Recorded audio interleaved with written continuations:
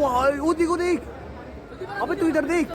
हाय बच्चों, एक और क्वेश्चन है जो देखिए बिना वैल्यू वाला क्वेश्चन है, और बिना वैल्यूज़ वाला जो न्यूमेरिकल वैल्यूज है उसके अलावा वाला क्वेश्चन है, और ये भी आपके प्रीवियस ईयर में आया था।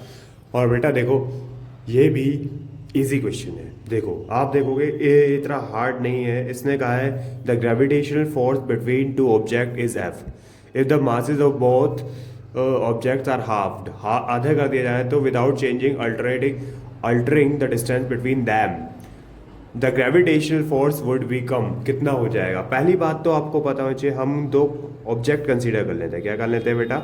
ऑब्जेक्ट। इसका मास हम कह देते हैं m1, इसका कह देते हैं m2। इन दोनों के बीच की दूरी को हम कह देते हैं, क्या कह देते हैं बेटा? हम इसको स्मॉल डी से दिखा देते हैं, ठीक है।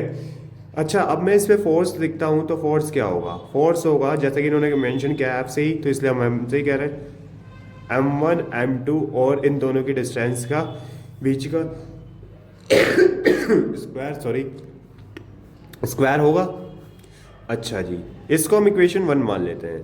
अब दूसरे केस में कहा है कि इन्होंने जो मास है वो दोनों का आधा कर दो।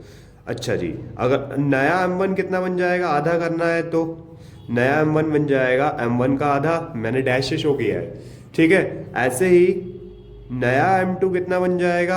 अगर मैं इसको आधा कर दूं तो इसको भी आधा कर दो, ठीक है। डिस्टेंस सेम रखिए। डिस्टेंस क्या है? डिस्टेंस हमारी सेम है। अब फोर्स निकाल के देखते हैं, तो नया फोर्स देखते हैं, डैश से शो कर रहा हूं मैं इसको, ठीक है।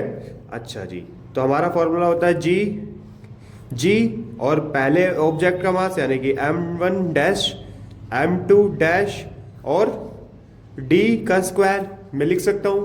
अब क्या करेंगे? अब हम करेंगे g, तो आपका g रहेगा, m1 डैश जो होगा उसकी वैल्यू हमने अभी बताई कि उसकी आधी करी है m1 की, तो m1/2।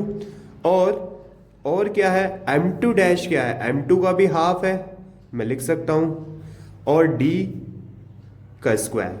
अच्छा बेटा, अगर मैं इसकी मल्टीप्लाई करूं तो 1/4 आपका ये बनेगा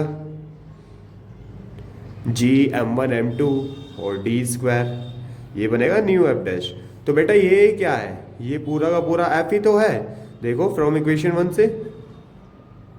तो इक्वेशन जो फोर्स है वो कितना हो जाएगा? नया फोर्स जो होगा वो हो जाएगा 1/4 टाइम्स ऑफ एफ, यानी कि 1/4 हो जाएगा।